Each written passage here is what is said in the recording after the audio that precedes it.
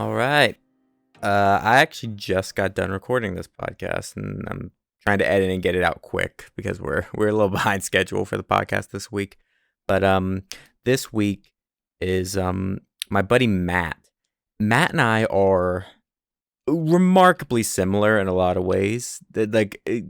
Pros and cons, fault, like the good aspects of us and our flaws. It's all the same. It's you're gonna see it throughout this podcast, the fact that me and him really can't focus on anything and really jump around between a ton of different topics and are just, but overall it's like having him as a friend has been really great. And I'm glad he came by to do the podcast. He's always welcome back, of course. It was you're going to hear some weird conversations today. We mainly talk about movies for the big chunk of this, shocker, I know. But we talk about movies for a good chunk of this podcast. And if you want to see more of Matt, I'm going to plug his stuff right too. You can follow him on Metro Live on, I might get this wrong. It's down in the description, but it's Metro Live and Matica, both two different Twitch accounts. So if you want to see him do that, or you can see him on our WandaVision commentary, which you'll find it some new places soon, but you'll find it on the YouTube channel. So that's today's podcast. Matt Schweiker. I hope I said your name right, buddy. That's him. He's a good guy. You should all check him out. And have a good rest of your day. Wherever you are, I want you to have a good day. Remember that.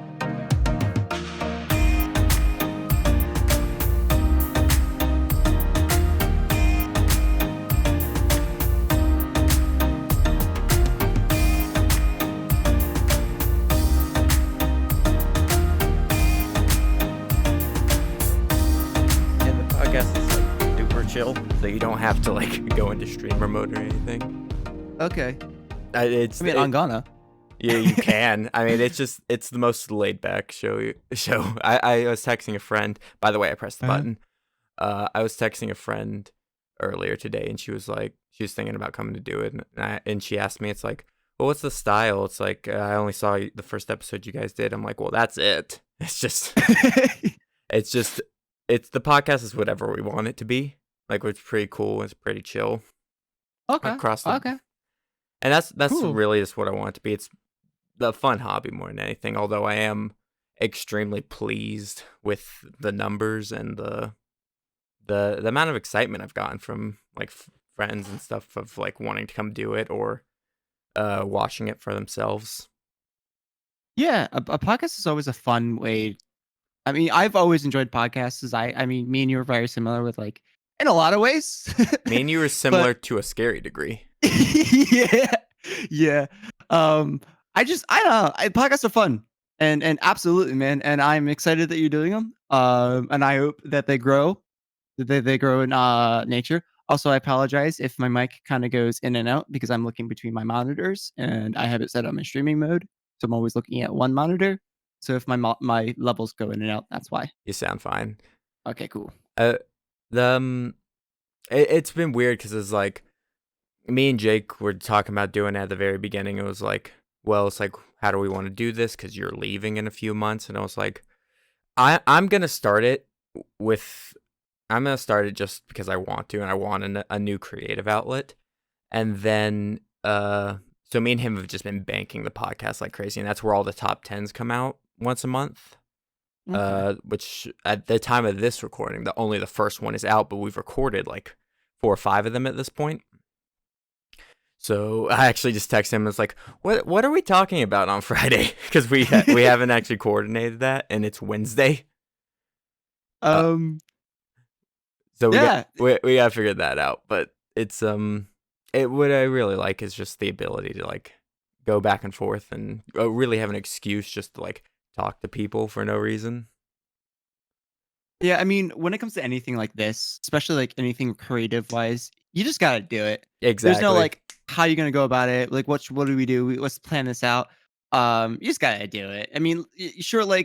I've worked on productions plenty of times where there's a lot of planning, but there's surprisingly a big amount of just let's just do it. Let's just roll it. See how there this goes. there's two quotes I always remember. The first one is um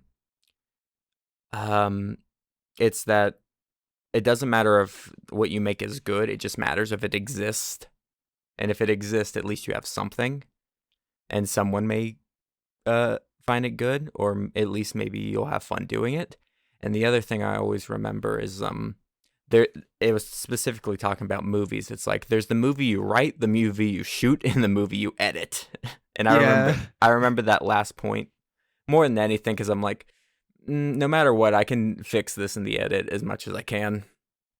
Nothing's ever what you're gonna want it to be. No, but You'll also, you but it's also like nothing is. No one else has the same idea you have in your head. Like yeah. the highest standard I have to meet is my own because I'm gonna be harder on myself than I am gonna be on anything else. You're your own worst critic. I've learned that many of years now. Not you in particular, but like your mind. Yeah, I'm your worst For me, critic, Matt. yeah, yeah, Yeah, yeah. Oh you're a God. failure for the record. Oh, no, no, why? Please. I'll do better. The Um, but the yeah, good. Go ahead. No, Oh no, you go. Because no, you go. I'm not. You go. No, you Because go. I don't know what I'm This saying. is the rest of the podcast. This is the rest of the podcast. Is no after you. After you. Yeah, it's a polite off. Oh, dude, we got a classic Canadian standout right here. Dude, Uh, it scares me how similar our brains work. And I was thinking about this because I was like, I was thinking it's like, all right, before every podcast, I always like, I give the quick little opening segment where I'm talking. I'm just like, I give a quick explanation of what this is so I can just fade straight into the conversation. uh-huh. I just like how that flows. But I was thinking about, like, all right, what am I going to say about Matt? And I was like, well, he's definitely a friend who, he's definitely a friend I have where it's like I'm allowed to be as stupid as I am. Because he's just as stupid as I am. On Yeah, the, it's the weird compliment. It's the yin and yang of just being allowed.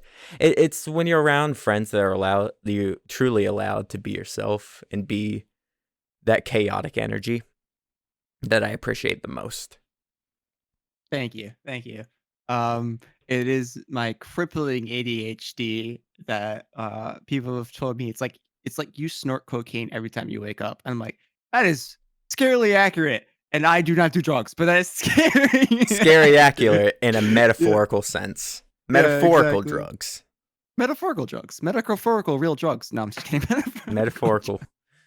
metaphorical English. There's still Uh, that's the problem I've realized with like I realized this with the word literally that I feel like it's been used so much in like a comedic sense that it's almost hard to convey actual something literal. Like if I say it's yeah. literally this, and then I'm like, wait a minute, it's not literally that. English is a weird language where we just It make up whatever we want. that phrase alone is so funny to me because everybody uses it as figuratively instead of actually the meaning of the word. So when you hear literally, you actually take it as figuratively. Figurative. You do the opposite of what the meaning, like the meaning of the word went 180 or 36. No, yeah, well, no, 180. That is One correct. eight I was three right the six. first time. No, 360, What? and we'd be back to literally. Yeah, yeah. I was right the first time. It went like a full 180, and now it just means figuratively. Because like when people say, "I literally mean this," I don't take them seriously, but No, I I should don't. because that's what the word That's what the means. word literally means. That's what I've noticed. That's what I noticed in school, which was like anytime there was a test I had taken, I didn't know the answer. I would be like, I would go back to like sixth grade English class where I'm like, all right, so the root word of this is like mono, and the thing I'm looking for is one thing within this other thing. So I'm gonna assume that that's it. It was like a weird way because I'm like, it's a weird way my brain works when I was taking tests and stuff. That was like, I have to, I might not know the answer, but I know the path that will get me to the answer. Yeah, I feel that. I feel that. It was just like I have a weird roundabout way of like coming across things and like it like literature and like words especially. I'm like from like reading and writing scripts and analyzing what I love doing, which is to analyze stories and stuff. It's like reading an actual script to a movie. I find to be super fun to be and look at like how it translated from the script to the screen, which is like you've seen Iron Man, I'm sure. Yeah, Uh, of course. and I read the script for Iron Man 1, which I just found. I don't remember. I think it's been leaked or stuff, but Yeah. I was reading the script, and one of the things I noticed right off the bat is that opening scene where Tony his car explodes, the Back in Black scene and all that. Yeah. When he's in the Um, Jeep, the Hummer. in the script, Rhodey is in the car with him in the Huh. original draft because Yeah. in the movie it's not like that at all. It's just it's the guy with doing like the peace signs, and Tony's Don't like, put this on MySpace. yeah, We all remember those days.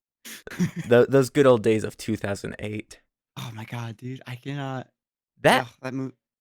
I saw that movie in theaters, man. I I was a think that kid. that might have been one of the first movies I saw in theaters. The more I think about it, it's I it's think definitely one of the first I remember seeing. I think the first movie I remember seeing in theaters was the second Star Wars movie, the second prequel, Attack Maybe of the Clones. that's a good question. What came out first? I don't think I saw any of the prequels in theaters. I Well, don't. yeah. Well, I mean, considering that number 3 came out in 2006. I might have eh, saw that one. I don't remember. I saw that one actually quite a few times. I mean, granted, that was definitely the best out of the 3 trilogies, but yeah, no, I mean, I strictly remember going to see Attack on the Clones as a little Matt, and I was so excited. Here's these clones all over the place. Oh, by the way, people who are listening who don't know me, I am not significantly older than Johnny, but I am in fact older than Johnny, if I haven't made that Yes, very clear. we do make a lot of boomer jokes, You do. even though You like do. the age gap between us is minimal.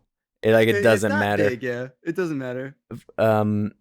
Star Wars though, it's like I just had a conversation with Jake about like some Star Wars opinion because we recorded our this won't be out for a couple months, but it was our top 10 favorite TV shows, and Okay. we also did our top 10 favorite movies, and a Star Wars movie did not make it onto my list despite me being a huge Star Wars fan. Really? And I teased it. I was like, it's because Star Wars The Clone Wars is on my top 10 TV shows list. Mm. And I went on a little tirade talking about how I think Star Wars is just better suited for the TV format as opposed to the movie format, because most of the Star Wars shows have been pretty great. Most of the movies though are iffy at best at times. This is going to be a controversial opinion, but this is actually something coming from a family full of sci-fi nerds. My dad has been the biggest Star Trek person I've ever met. My brother's bigger than me, and I'm a pretty big Star Wars nerd. Way bigger than me. He's an insane Star Wars nerd. For me, I'm a bigger Doctor Who than Star Wars. But the thing about Star Wars, and I've realized this over the years, is that it's an amazing world building Yeah, concept and very okay storytelling concept. it is a great D&D campaign. Exactly. Yeah. The world building is phenomenal. The races, everything about it's Star Trek also has that kind of same deal. Where, like, the world building is really solid. Mm-hmm. Storytelling is meh. Sometimes great, sometimes meh. Yeah. But It really depends on the series. it made me realize with Star Wars, I'm like, no, because I went through it. I was like, Mandalorian, Clone Wars, the latter half of Rebels. I consider those all to be some of the best parts of Star Wars. And then I looked at the movies. Yeah. I'm like, I like New Hope, Empire, Rogue One. I enjoyed a decent amount, and parts of Return of the Jedi and parts of Return of the Sith. I actually consider Episode 2, which is Attack of the Clones, right? That's what it's called. Here's the problem with that movie, especially because I had to think about that. I think that's the worst of them, of like all the Star Wars movies. Not It's because it's bad, but because it actually does a crime worse than being bad. It's just forgettable. dude, it's boring. It is. I I know I've the, seen that movie several times. I couldn't tell you what happens in it. dude, I again, also seen the movie quite a few times. It's just it doesn't. There's no impact to it. Yeah. And also the other thing, it makes sense why they did this. But I actually do think this is probably one of the biggest problems with the trilogy alone, and 3 kinda did it better because, again, time-wise, they focused a little too much on the CGI in Attack of the Clones. There was no clone on screen that was practical effect. All the clones, all the armor were all CGI. They did that on purpose to keep it kinda, like, congruent, I so there wouldn't be any jumps between the 2. Yeah, I get that with the fact that it is like you obviously have to use the same guy. I forget his name, Well, it's also the armor. The but armor is all the really easy armor, well, I to don't get why yeah. all the armor would be like that. It was I guess the thinking was they really wanted these epic battles. Mhm. And you know what? Too although how forgettable it is, I, there I, were some pretty big scale battles in 2. yeah, I do remember the ending fights and Yeah. that kind of stuff. I remember the Coliseum and all that. Um Honestly, I think the most I remember out of that movie actually comes from the Lego game.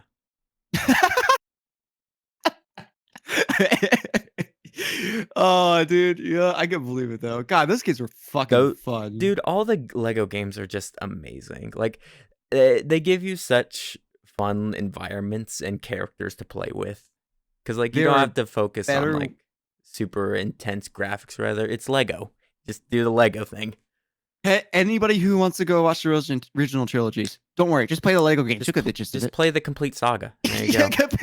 play you know, experience the whole thing from Star Wars from the Lego video games. Don't Well, worry, while we were you'll still get on the most of it. subject of the clones, though, one of the Yeah, things that I really enjoy about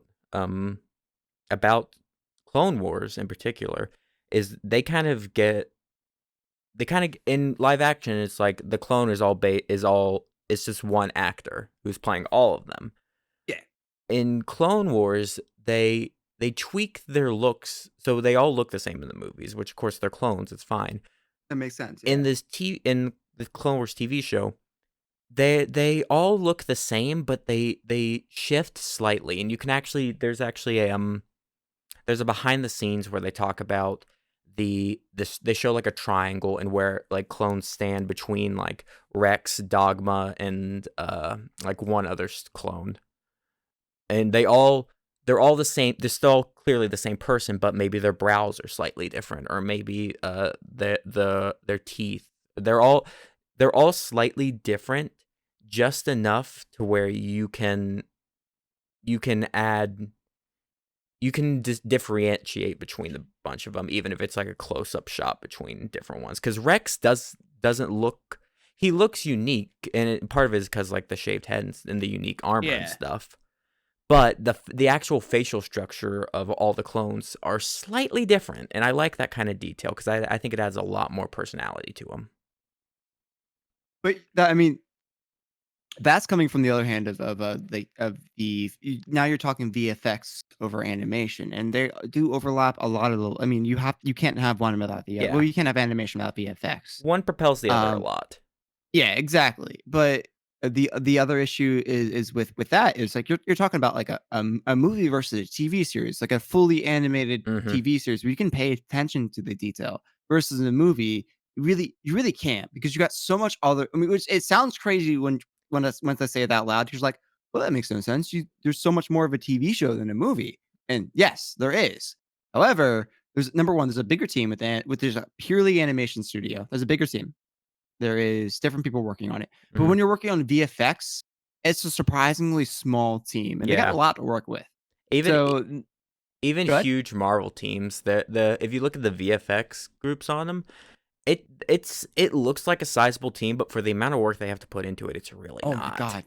Yeah, dude, and, like, I can go on a full just, like, a whole tangent. about the amazing VFX was done on the Marvel movies, and especially with just like Thanos in general as a VFX character.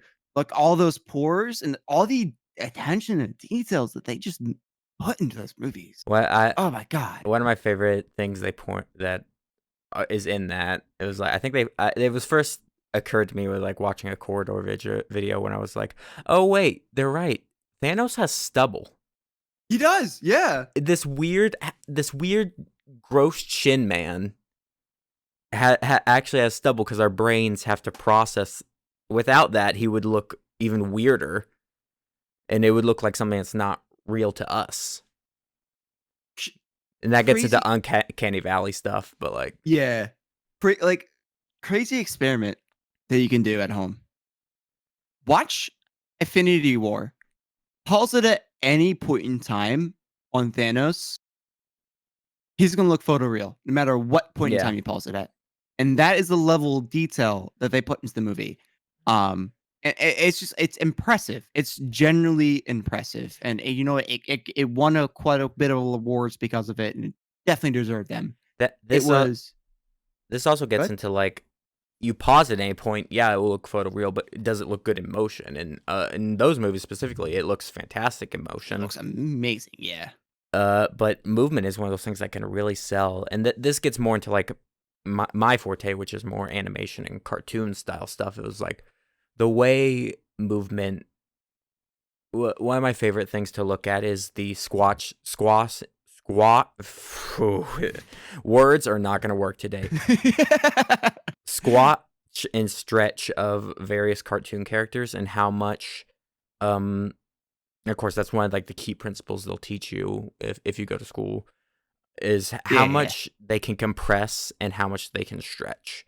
And it varies based on the property. Where you look at something like Hunchback of Notre Dame, where it's like a lot of Disney stuff specifically is they're a lot more rigid. They're a lot more, they move like humans. There's sometimes even straight up rotoscoping at times, to make it look human, and really that does allow a certain level of connection that you can build to these characters. It allows them to appear more human to a wider audience.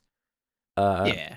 and in the time where it was like before Beauty and the Beast, they weren't getting Oscar nominations, but they were working towards that, and that they I, really had to bank off your emotions. While if you go to like what Warner Brothers was doing in that same time span, they didn't. They weren't very human. Like Bugs Bunny and all the Looney Tunes moved in bizarre and fun ways. these crazy, but also fun ways. And, Um, yeah. Sorry, go ahead. and one of my favorite examples is specifically Tom and Jerry. If you look at Tom, there is a very specific level that he might compress flat for a moment, but then he'll spring back up. And the way he springs back up is always his ability to compress can go to that flat level, but he'll always spring back up to that kind of middle ground between being fully extended and not, or Yeah. completely flat. That's interesting to me because coming from like VSX artist aspect, for me the most important and selling aspect of anything is lighting. Lighting is so key, but like the funny thing with that is like especially for like anything VFX, and you might be like, well, lighting's not that important. You're all you people A lot of people forget you're dealing with number one, you're dealing with three things in general. And but the biggest thing you're also dealing with is you're putting a real life you're putting a animated object in a real life world. And when it comes to that, lighting is the most important thing. You have to remember that. And going back to Attack on Clones, if you watch that, if you watch Yoda at any point, the lightsaber shines on his face, but any other character, the lightsaber does not. I, Every other character, the lightsaber does not shine the color glow on their body, because Yoda's a fully CG character, so they can pull that off. That's a really good point.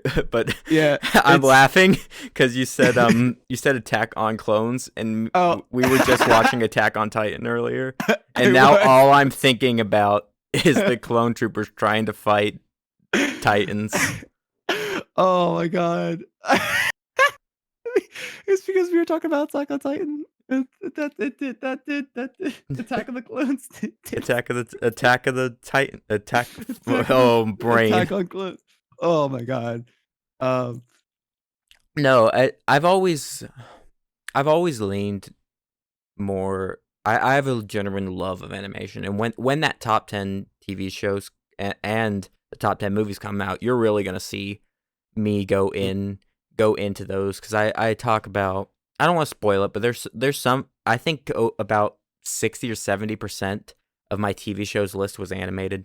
There was only a couple live action stuff on there, and it was I because I get enveloped by that art, by the art of these shows. Really, the fact that yeah.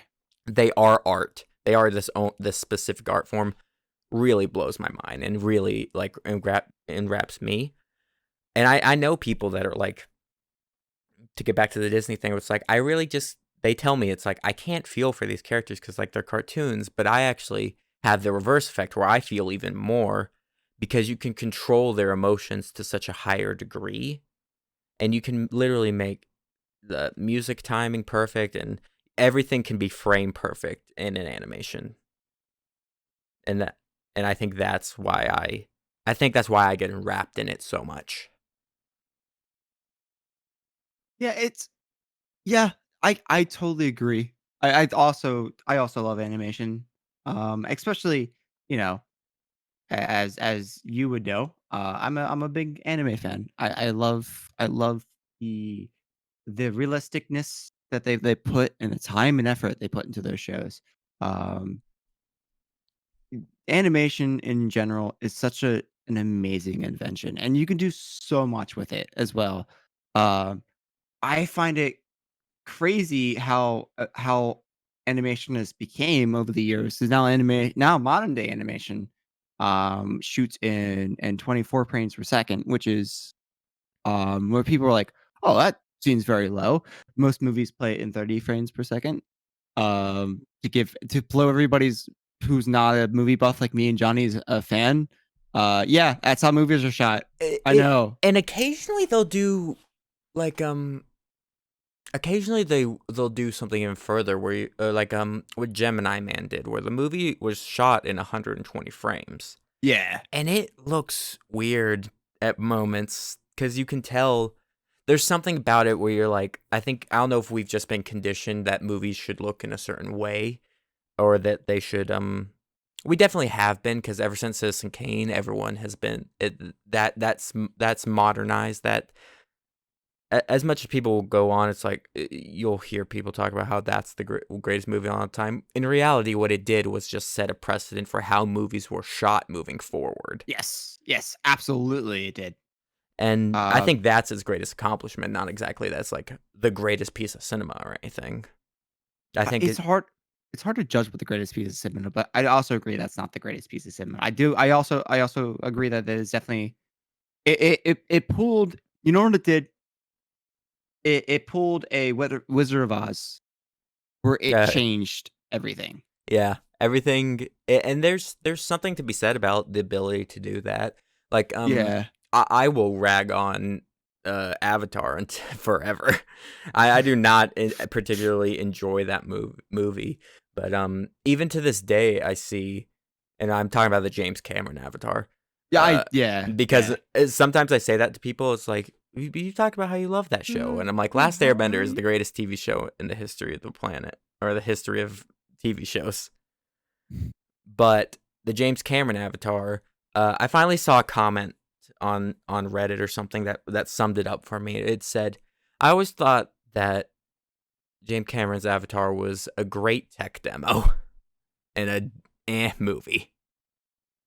Yeah, I mean, I think that's kinda like yeah, that's how I felt about it too. I thought the movie was okay. I didn't think it was bad. It it suffered from a lot of lazy writing, and that can be very apparent from the number one, the main character's the main villain's goal. That's just lazy. But more importantly, you could tell the lazy writing from the fucking I'm sorry, also language. Can we curse in this Yes, podcast you can. or Feel free. from the unobtainium. I hate that name. The hard metal. I You gotta get, man. cannot underestimate It's how just- much I hate that name. They James Cameron set out to change the world with a very visual effect to really change the world with his visual effects on that movie. And you know what? In a lot of ways, he did that. In a lot of ways, probably should have spent a little bit more time on the writing aspect. But again, that what I don't think that's not the best selling movie in the world anymore, right? That No, got taken down. Endgame beat it, actually. Yeah. For And- a long time, that was the number one and it selling was movie. But here's the thing: do you ever hear people talking about that movie? No. Like That still came out like it what, was 2015? 2009. 2009? I pulled up a list of Fuck. James Cameron movie because I was about to go off about some stuff, and it says 2009. Oh fuck. So a God. year after Iron Man, Avatar came out. Fuck, I'm old.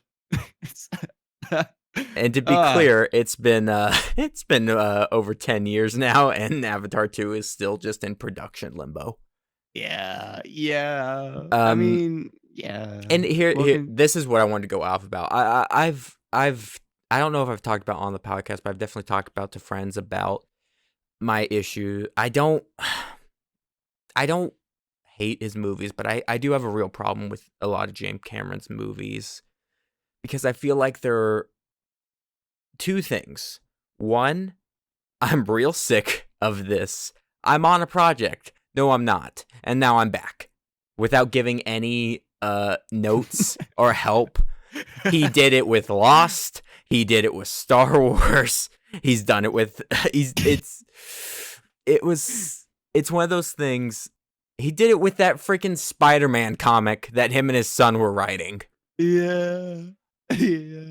That irks me a lot because, like, I get it. You have an idea, but at least go all the way through with it. Don't start something and then throw it to someone else with no direction for them, and then come back and try to fix it. That's my biggest problem with the most recent Star Wars stuff.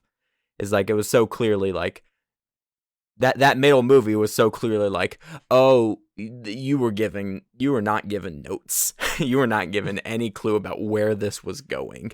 And then episode 9, how many movies are there in this franchise? Had to like not only retcon everything from Last Jedi, but also had to reinstate everything that was supposed to happen in his vision. You know? You know who's worse at that? Who? I'll give you a wild guess. He directed and then kind of but also took over the first 2 Star Wars movies before that.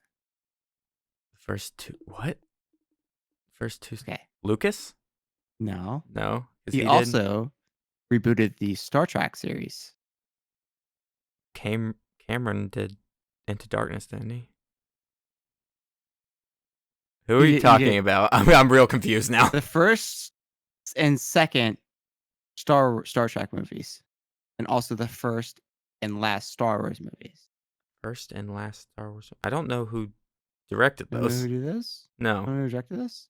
I do, and I cannot remember his name. I was kind of hoping you'd be like, "Oh yeah, him," and like, yeah, that guy. You're banking off me to guess. Because I know his name. I know his name, and I'm an idiot. We were just about to. You were just about to trash a guy you couldn't remember the name of. I couldn't remember the name because, like, I'm like, no, it's Abrams. Actually, J.J. Abrams. J.J. Abrams. Yes. Okay. God, my God. I'm also gonna be real. I get those two confused a lot. J.J. Abrams is the king of that. Of like having an idea, starting something, going and then like leaving it, and then going back and then fixing it and making it somehow worse. Oh, this entire time I've been trashing James Cameron. I've been talking about J.J. Abrams because he did Lost. He did I was Star gonna Wars. say I didn't know who did Lost, Oh, and I'm like, I don't remember who did Star Wars episode. I don't remember who did the third of the trilogy Star Wars yeah. movies. I get those two confused a lot. He also, Yeah.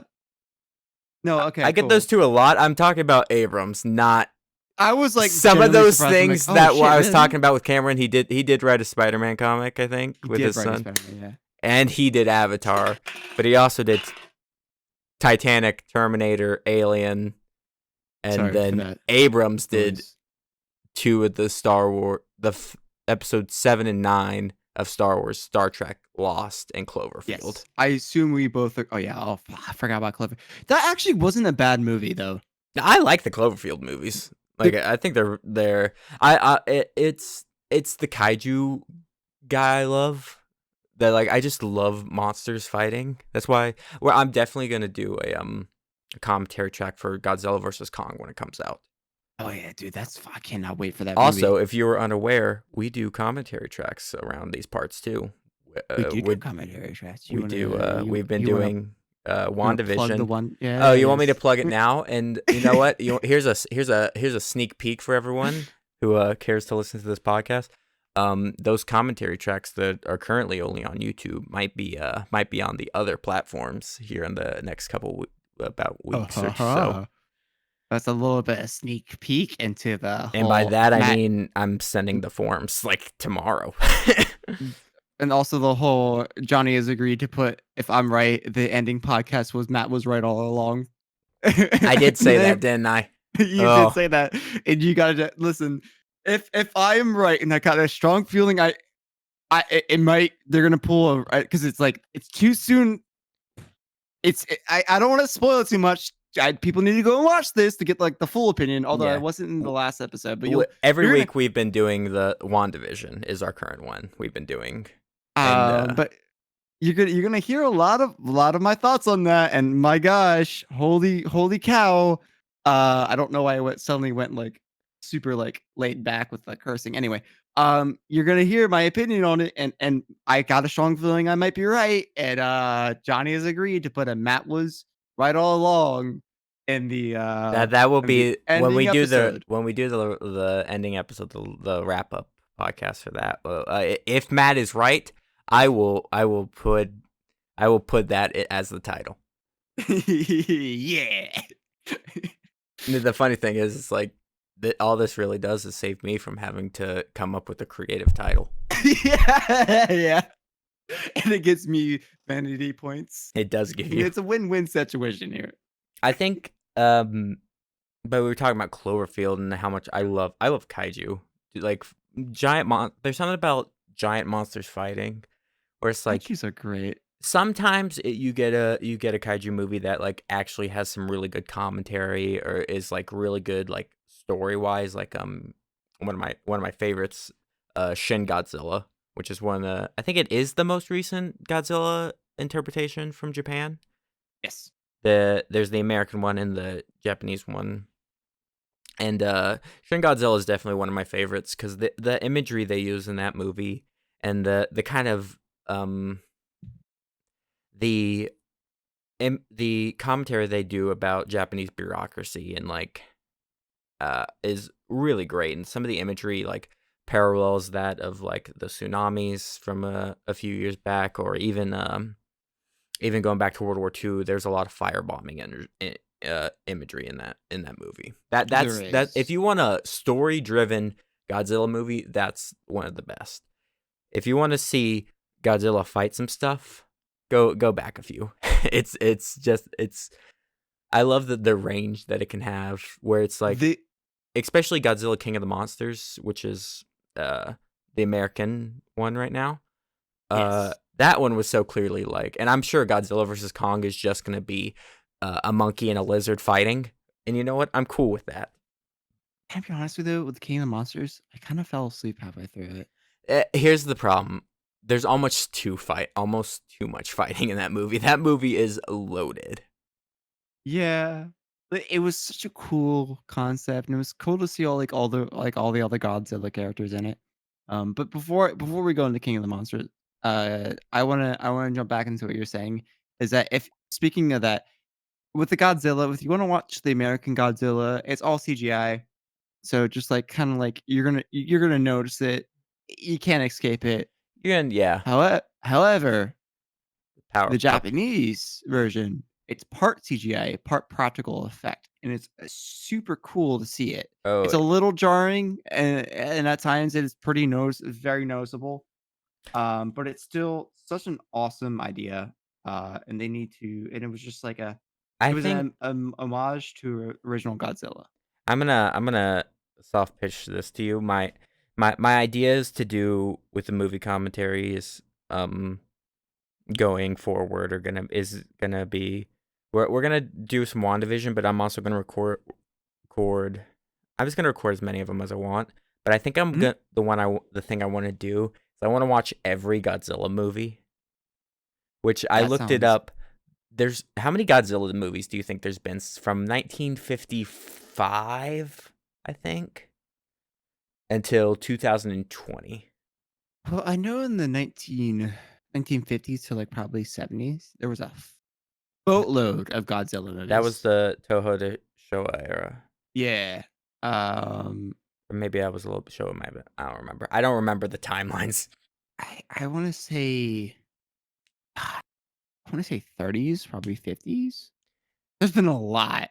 Maybe not that much. I want to say 30, Counting the 30 to new 20. Godzilla versus Kong that's coming out, there are 33 Godzilla movies. Yeah, I believe it. Oh my god, yeah. And Holy crap. I've That's seen a a lot of fair movies. number of them, but there are a bunch that I haven't seen, but I also really want to watch. Like there were movies that were like things like Rodan, who Mhm. had his own movie and then came to the Godzilla. Yeah. I So is want to watch Kong. those. So there's a lot. There's a lot of movies. And I'm definitely still. I think for algorithm sakes and like staying relevance and stuff. I'm gonna, and just because I want to watch them, that's the main thing, is I just want to watch them. I'm gonna be watching like most of like the HBO stuff that comes out in the future, like because Warner Brothers' Well, entire yeah. slate is coming out on demand, and I I think don't we're I don't personally feel comfortable enough going to a theater yet, not until like I'm vaccinated and all that stuff. yeah. Um, but I also I forgot my point, but but I still want to watch these movies, and I think I've been doing the commentaries has been super fun, and it wasn't what I initially set up when I had the idea to do them. My initial idea was and we shot two pilots for it too, was to do it was kind of a mystery science theater show, but with public domain movies, so that I would be allowed to use them and actually show the Mm. movie. And I might still do some of those. The problem is finding there's not like a source for public domain movies. You have to find the movie and then find some kind of definitive there's no definitive proof, but there you have to basically be 100% sure that it is in the public domain. And there's easy ways to do that. It's like, so if it's past, I think currently it's 1921 or something like that right now, or 20. It's a certain date that if it was made before that, it is definitely in the public domain. However, Yeah. if it's made after that, what you have to look for is whether or not the copyrights were renewed, or if they were even established at all. The thing people don't, little fun fact for you, Night of the Living Dead is in the public domain. Mhm. And it's, I think it has to do with, don't quote me on this, but it has to do with the fact that the the working title with the movie was actually called something else. It might have been Day of the Dead, which is another Romero film, but it was uh something of the dead, rather. Um and the copyright for that movie of for Night of the Living Dead was under that name. However, when the movie was released under Night of the Living Dead, they didn't copyright it. So the movie that they made and released, no one owned it, and it's in the public domain as of now. And once you can't you you can't close that can once you've opened it. That's one of the cool What things about the public domain. one workaround is to get around that is to do instead of doing public domains, just do student films. You'd That'd be be surprised cool, but how I many would have. people. It's Hmm, good. that would be cool. I do like that idea, but I would want to get. I'm sure that if I could find the contact and I would want to be able to give credit and to be able to. Oh my god, I Jeremy, don't I want. can give you at least 20. Oh, I'm sure that would actually. I kind of like that idea, and to go around and do that. But there's also like this nature of how I like to watch movies of riffing them, and I've also got to make sure that they're comfortable with like, listen, uh, I'm I gonna mean, trash your movie, but they're film majors, man. Yeah, they're gonna be hundreds. Some of them are actually really fucking good too, and that's generally true. like You do the find those a comedies, lot. too translate really well because comedy's comedy. Can't It, really go wrong with it. if you're a film major and you want me to riff your movie, send it Yeah, to me, I guess. send it our way. Yeah, I mean, we're gonna riff them. It's mystery science theater style, man. We're gonna riff them. I Just would be have prepared. to. I would actually. I should look into this and like how what's the proper channels to do this to make I sure. will get in touch with some of my friends. I will let you know. I will say we will talk at this outside the podcast, and I will let you know. We should do that. That sounds a lot of fun. And what I've realized, it's like what I want this this outlet to be, this creative outlet. It's just like Mhm. it's one of my favorite things. It's movies, and I love movies. I love trashing movies. I love raving about movies. It's like that's our thing here, is movies. Movies are great. I love movies as well. The you were talking about how much you love anime and stuff Yeah. earlier. Another conversation I had with Jake was actually I talked him into watching what I think is your favorite movie, which is Your Name. Yes, absolutely is my favorite movie. That I love that movie. I think it's fantastic, and the point I thought of earlier and I completely forgot to make was I think it really encompasses the Stanley Kubrick idea of every frame a painting, because you take literally any photo or any not photo but any frame of that movie and I could use it as a screensaver. Yeah, that movie really knocked out of the park within animation alone, not including the amazing storytelling was also behind the movie. I just also enjoy the pacing of the movie. Hmm. Um, it has really good pacing, and some parts I gotta admit it does feel a little slow at times. Here's the thing But though. just Can I be honest with you, Matt? yeah, what's up? Slow for you is remarkably quick for most people. I don't find that movie slow at all. Okay. It's just that I think me and you are on a certain frequency of like, You mean if our 11 at brains all points of time? Yeah. if our brains have voices, they would sound like chipmunks. Yeah. Yeah. They'd be singing Yeah. "Christmas Time Is Here." I think I remember seeing that movie in theaters when I was I mean, younger. it sounded a little bit like Okay, that's what What's up? the fancy mixer gets you. You scared the shit out of me for a second because I was like, Really? I immediately darted over and looked at my audio capture to be like, what did I just press? My hands are actually under my leg. What did I press? Somehow broke everything. So wait, was that hang on. So I think I have my settings fucked up a little bit on my mixer. Was that female or was that chipmunk? That was meant to be chipmunk. It sounded chipmunk. Okay, cool, cool, cool, cool, cool, It cool. was either. All right, cool. Because I mean, if I'd be really upset if that wasn't chipmunk because me, am I right? You used that in one of the WandaVision commentaries for a joke, and me and Jake Uh-huh. completely talked over it. Wait, Seems all right. because it's a minor alright. beep, it's just the quickest little boop. I'm trying to work on how I can get because it's so small. I'm trying because I know I can set it to where it's like a really good boop, but it's I gotta figure out the settings. I gotta go through the settings. There's a way to change it. I know there is. I just can't figure it out yet, and I need to change it because I need it because it's so like it's like so like quiet. You have to like really listen for it. You ready? Yep, That's it. there It's it a is. little boop. It's like a boop. I It's not think like a boop. I think it shows up on the capture. It should. It does. It literally it's a mute button. It's a Yeah. mute button with a slight audio key. So you could literally see it. Just like if you look at the wavelength, it's like like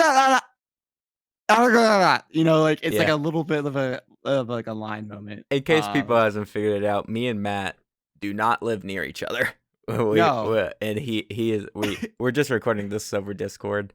So like that's why there's a brief pause between like when I finish talking and he replies. Oh yeah. It's because I, Discord lag is a thing. It I don't think it's gonna be that noticeable though.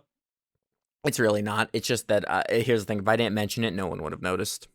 No Yeah, one that's would, true. especially because me and you use the same exact mics. So you sound the exact same as any other episode of the podcast. Yeah, which is good. Which is good. As opposed to when I have Jake in here and we have to like we take like me and him are generally pretty safe with COVID stuff, but we also anytime I have someone come to my little studio down here and um and film the podcast, we take general precautions to make sure it's like yes, we're talking in a room with each other for a long period of time, but we try to keep distance. The mics cover a lot of our mouth. I'm not saying it's not a seal, but like uh we have to keep the wind filters close to our mouths. So hopefully that negates some of it. I'm not saying it does, but that's why I only have people over here to film this that I generally trust. That I know that they are taking good precautions amidst all of this. Yeah. I They're mean, that's good. You guys use two separate mics, right? Yeah, absolutely. Absolutely. Okay. We have two mics. We have two each of the arms themselves are like 3 feet, so between the two of them, like we're always at a 6 foot minimum no matter what. Yeah. Makes And sense. but we actually are a little bit further than that, so Well, I mean, that's still good that you're taking that precautions. that's one of the benefits that I realized with buying extremely long XLR cables. 'Cause I'm like, I can put these mics anywhere in this room and I don't have to move the mixer. I have also a really long XLR cable, but my issue now is I have to move my mic on the other side because when I stream, You know what? I'm not looking at my because I'm like because my camera's like slightly to the left of me, but my like I'm looking forward. So because how cameras work, it's like flipped. Yeah. So like I'm looking to the left instead of the right because I'm normally looking to the right. So I'm looking to the left and like it looks like I'm looking off screen for everything happening in front of me, and it's a Yeah. little off putting. I Uh, when I set everything up, I make sure to put like because there's multiple readouts for everything, so it's like I have the main screen, which is like uh it's pretty far from the couch that I normally sit on, mhm. but I can still see it's like I can see if anything goes horrifically wrong, which which happens occasionally. We'll have a blue screen or something, but like we record in a format to where we don't lose anything in case that happens. Uh, and I also keep the it's always the little things that is gonna screw you. Yeah, It's always those minor things where it's like what's this one problem? What's this problem that I have to spend 2 hours and 30 Google searches figuring it out? When I first that first episode of that podcast of the podcast, I I t- me and Jake sat down to record. Nothing worked. Um and I sat there for about 2 hours just troubleshooting until I found out the problem, and it was the smallest little problem, but I'm glad I was able to rectify it. Hello. I'm here. I'm here. Okay. Sorry. I got an important text message there. I apologize. I usually mute my phone Oh, you're during fine. podcasts. I'm so unprofessional. Um, Trust me, this is not the professional show. This is the show where I talk out of my ass for a few hours at I'm good at minimum. that. I'm good at that. Um, I Have was actually gonna say something, but I forgot. You can bring up Oh, literally any topic on this podcast. another thing that I also love, and that Johnny, you know this in particularly. Mm. I'm a nerd. I'm a video game guy. I'm an anime guy, but mainly I'm a video game guy because I really love video games. Um, especially video games with stories. And one thing, one thing that kills me, especially in movies, is that and there's kind of with this kind, everybody kind of agrees with this, is that video game movies, although they can be very entertaining at times, and anime movies also, for some reason Hollywood just doesn't get them Video and game doesn't get like movies? video game and anime movies, which makes me excited for the Mortal Kombat movie. Dude, Um, I am ridiculously excited for that movie because here's the thing. I'm going to love it whether it's good or bad. that's true. I'm either going to love I it. love the The worst thing that movie can do is Attack of the Clones it and just have the movie be boring. yeah. All you have to do, creators, Warner Brothers, creators of the new Mortal Kombat movie, all you got to do is kill people in creative ways. That's really all Yeah, you got to do. yeah. You don't have to go crazy with the plot. You don't. It doesn't have to be like. It doesn't have to have the greatest plot in the world. No, you Just look kill at people, man. the plot to actual Mortal Kombat, and it's essentially Enter the Dragon. Yeah, It's like a bunch of exactly. people. You go to an island. There's shady stuff and a tournament. That's pretty There's much all side you need. stories with characters. I will You know, say, oh, this character's killed this character's clan. This character's brother is this character's killed this character's brother because he's killed this character's clan. Just fucking just have people kill people, man. That's all you gotta do. do you have a Make it favorite? interesting. Do you have a favorite Mortal Kombat character? Scorpion. Scorpion? I know it's such like a bitch character. No, Like, you're oh fine. yeah, No, here's the thing. The debate is always Scorpion or Sub-Zero. yeah. Well, yeah. I mean, Scorpion's better, but yeah. If you had to guess my favorite, it's here's the thing. If you want to talk about basic, Johnny Johnny Cage. Johnny Cage is my Okay, favorite yeah. Mortal Kombat character. I immediately that's the only character I thought of. I was like, yeah, well, I mean, that's gotta be like his favorite. Johnny Grill, Johnny Cage. It's Johnny Cage. uh and but what were you saying Wait, about? no, is it Johnny Cage or is Yeah, I'm his name thinking is Luke Cage? Luke Right? Cage. Luke Cage is There's a Marvel. Luke Cage. His name is Luke Cage is Johnny Marvel. Cage. Fuck me, my brain. His His name is Johnny Cage. Yeah, it Yeah, is okay, Johnny I was Cage. right. All right, I know my Mortal Kombat. I swear. Now I have to Google this because I'm like, there's I no way always I'm liked wrong about Jax because this. of his like how his character was portrayed, but Yeah, it is Johnny Cage. Did you Scorpion's my see the favorite. teaser image for the new Mortal Kombat movie where they show Jax? Yes. And everyone was saying that he looks like Steve Harvey, Yeah. and I was like, I can see it now, and I can't unsee it now. But you're talking about video game movies and how Hollywood and anime adaptations and how they go about it. Yes. And I think I don't think it's any example of. I don't think it's an example of like that they're just formats that don't translate good. I just think a lot of them don't have a lot of effort behind it. You know, like You know what? You do hold a good point because look, for example, in my the example I always like to use when people say stuff like that. Look at Alita Battle Angel. That was a passion project through and through, and it really shows. James Cameron 'Cause movie. I like that one. yeah, now it was a good movie. It wasn't amazing. It wasn't gonna knock you off off your shoes. But it was a good movie. It was a passion project. He did it Yeah. right. He had been trying to get that movie made since the 90s. Yeah. You know? And I think it works. But if you go even a little bit further back, look at if you want to talk about Mortal Kombat, the the original Mortal Kombat, it's pretty fun. Dude, they weren't bad movies. I love them. You know, they weren't bad movies. As someone who loves riffing on movies, they're great. they're pretty good. They're not amazing in any physical aspect, but they're The- not bad movies. there's um there's a lot of them where it's just like you can tell that it was like there was either a ton of studio intervention, which I'm almost always against. I don't like it because it same thing I was talking about with James Cameron or not J.J. Abrams. Jeez. Mhm. Um jumping in and out of a movie. It's like as long as it's one vision, it will at least be coherent, which sometimes it's not. Yeah, and Um studios tend. like the Mario Brothers movie. Once again, it's great if you love riffing on movies, but it is so clearly absolutely nothing to do with Mario Brothers, even though it's a hilarious movie.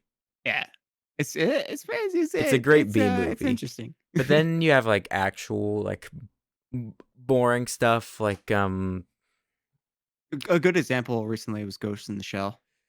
Ghost in the And Shell. people ripped it for being whitewashy, and honestly, you kind of get past that real quick.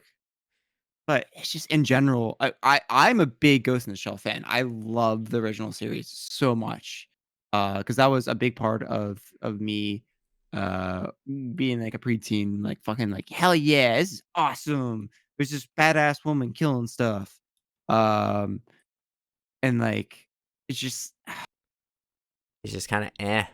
it was just you know, it was just eh. It didn't. It was boring, Then and it, in that anime vein, it's like we had things like Dragon Ball Evolution, which that's like the Voldemort of the Dragon Ball community. It's like the oh movie my that shall not be named.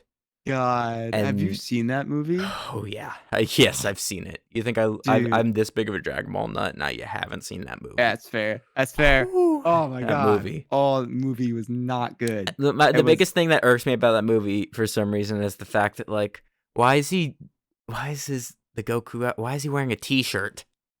Like it's so clearly a t-shirt underneath what he's wearing.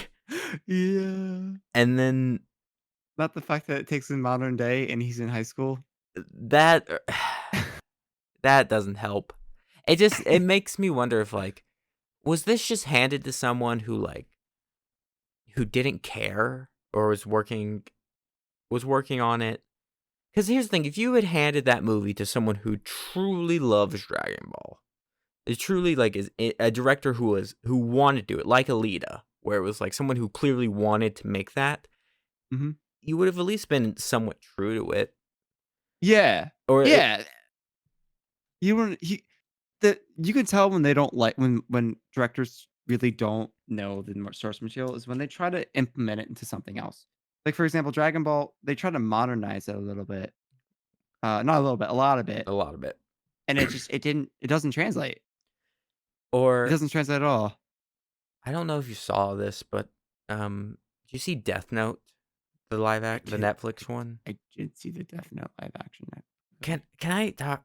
This is one thing that really irks me because the Death Note the anime is one of like one of It's those. considered one of the best animes of all time. It's definitely one of the greatest like s- anime stories I've seen in a bit. The greatest deep Yes. dive into the character. And there's one thing that really irks me with that movie, and like to the point that was like I couldn't really watch all of it. It was because like the same exact thing happened in Batman v Superman for me, where it was like such a betrayal to a character. And Yeah. that's one of those things that can hurt, that makes me turn off from something the most. Because like you can adapt a character, you can change them, but you can't change the fundamentals of the character. And the Death Note movie had um Oh, Light. I think the name was even changed. I don't even remember. no, it was light. It It was wasn't Light Light? Yagami. It was like Light Trevor or some shit. It Okay, was something stupid. fine. But it had Light killing people in these super gruesome like Final Destination shit. Yeah. When in the anime, it's so clearly is like he is doing it in the way of the heart attacks to send a message. Yeah. It is the He it was is a serial killer. yeah, he is he it's literally the serial killer like mark where it's like Yeah, this that was his person mark. was killed by Kira. And He, sorry, go ahead. and I I have a lot guess to you say can about this. argue that the gore can do that too, but it's not as direct. It just felt like something that wasn't necessary. And like it's fun. Gore, listen, I'll talk about gore all day. Gore is super fun in movies. I love Kill Bill because of how gruesome it is. I love The Predator. Like if you want to talk about some gory stuff, but gore, when you put gore in a movie, it should have a reason. It should have like something that drives it forward. That's why I I was never huge on Saw. It I was gonna because say I would argue Saw is pretty popular just because it's or Hostel. I You remember the Hostel movies? what was the Hostel? That sounds Hostel familiar. Hostel was the movies that about the fucking torture the torture dungeons in France that people would go to these fake hotels and then like they would get like I captured and then I do tortured. remember this. I don't think I ever Yes. saw them, but I remember them existing. I've grown up with a mother who is obsessed with horror movies Hmm. and gory movies in general. So I kind of know pretty much every horror movie of all time because of her. And The I'm not even a big horror. I'm not really a horror movie person. Like I enjoy them, but they're not my cup of tea. I But that's feel just kind like of how I grew when up.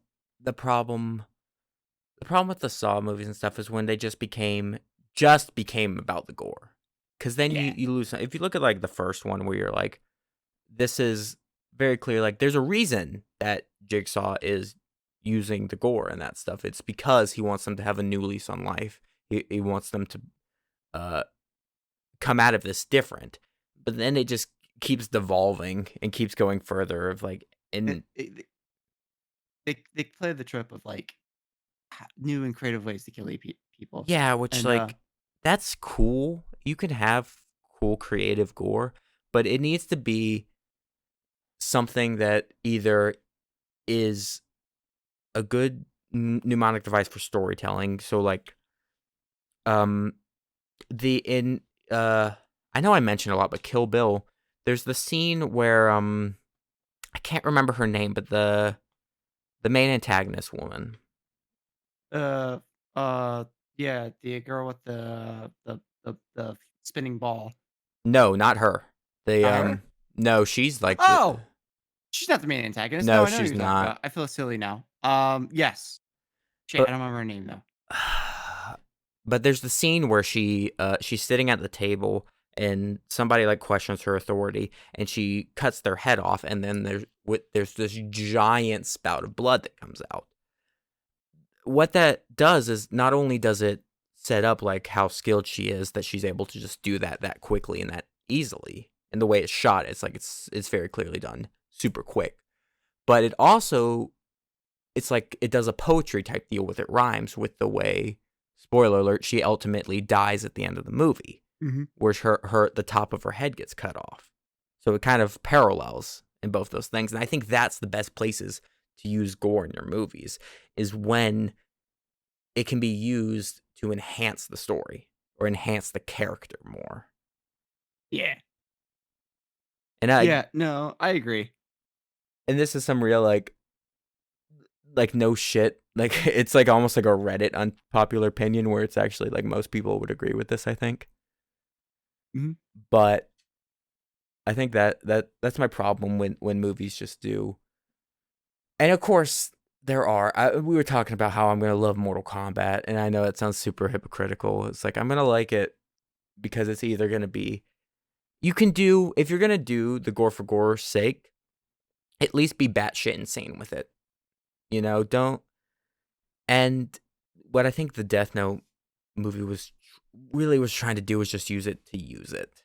And to get those clips that people are going to be circulating and talking about when in reality the simpler and easier way that the anime did it actually left a way bigger impact.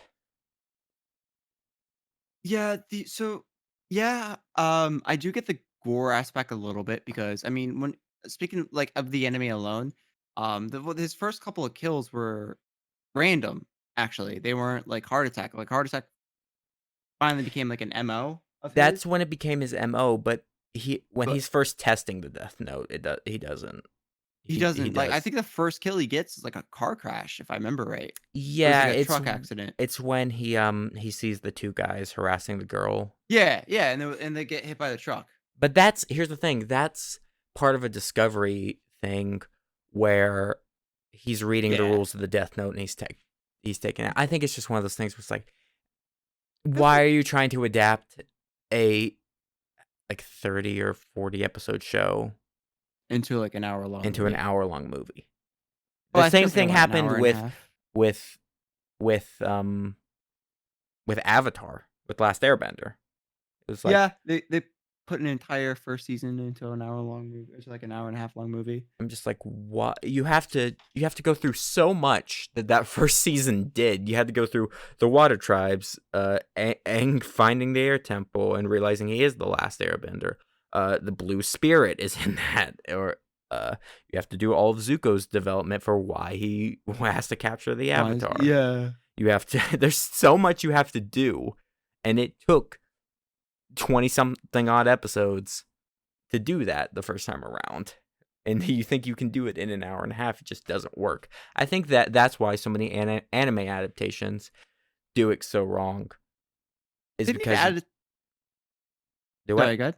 Go ahead. Because they need to do they need to make to take movies instead of animes. Granted, Ghost in the Shell was a movie before it was an anime, and they didn't do that well, but, um go real quick, going back to Death Note before I change subjects to just like animes in general, live action animes in general. Is that my biggest struggle is with how they portrayed light. Now, granted, spoiler alert for a movie that you're never going to see, probably. Um, he, the, it turns out that he was the mastermind all along. Blah blah blah blah blah blah. It was a twist that they didn't show at all, and that fundamentally goes again. I hate when people do that, when movies do that, like twists just have a twist, and Yeah. they don't like support the twist throughout the movie. Like for the second go around, um, You mean what every Pixar movie has done for like the last 5 to 10 years, and drives it me keeps nuts. irking me every time. I hate That it so much.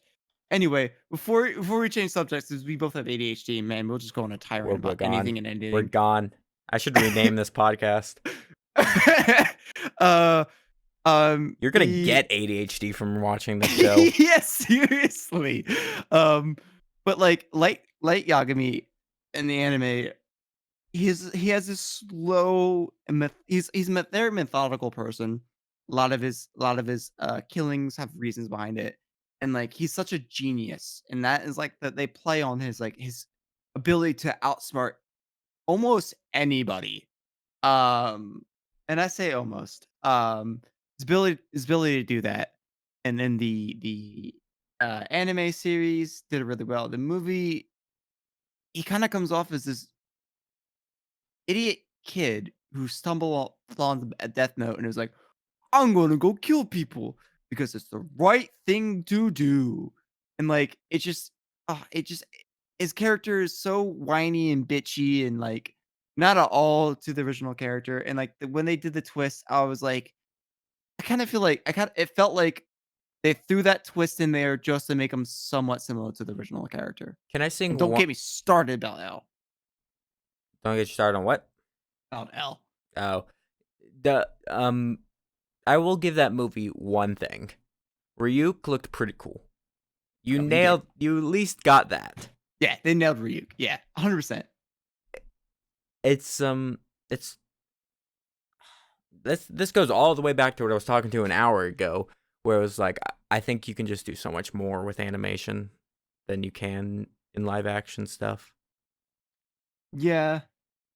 It was a solid attempt because when you adapt live action anime, anime gets so crazy sometimes. Dragon Ball Z is going to be doomed from the start. The Yeah, Naruto movie they're trying to make is going to be doomed. that's I'm a sorry. thing. Yeah, I'm sorry, Naruto.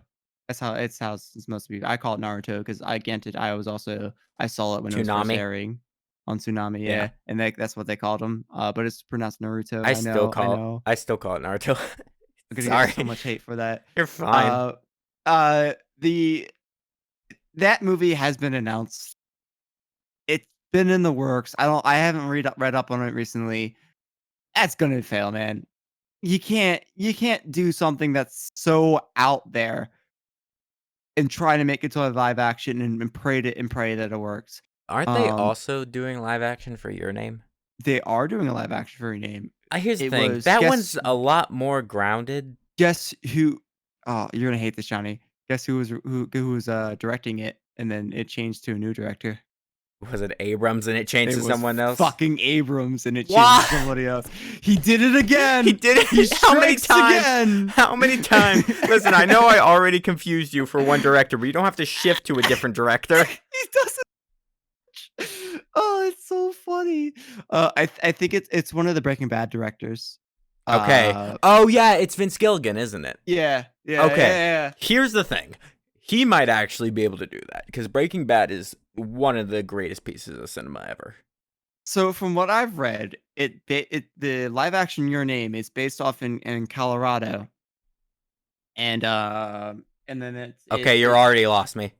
not Colorado. It's based off in Chicago. Okay, you It's still based lost on me. the city is Chicago. Why? I don't know. New York and Philadelphia are like right there. Because every movie's in New York and Philadelphia.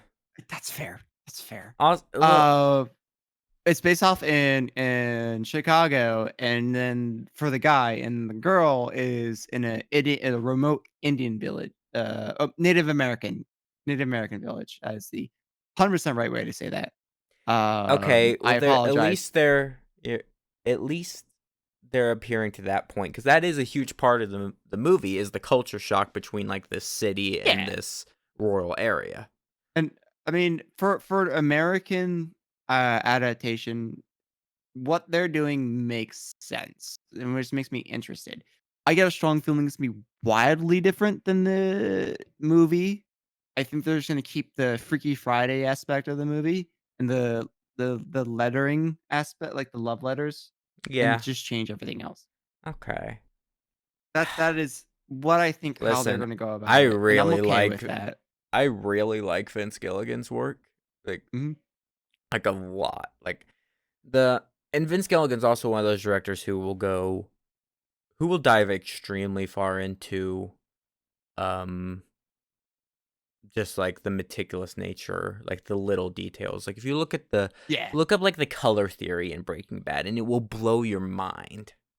Yeah, dude, it's insane.